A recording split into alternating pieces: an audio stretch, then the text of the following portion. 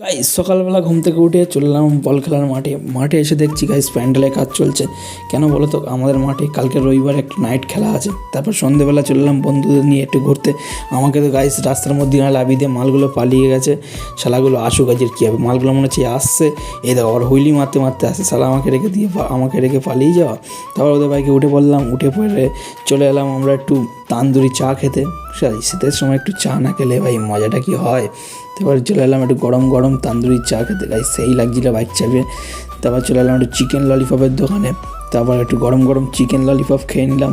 খাওয়ার পরে গাইস চলে এলাম মোমোর দোকানে, কাকুর ওখান থেকে একটা মোমো নিয়ে মোমো এক প্লেট খেয়ে নিলাম।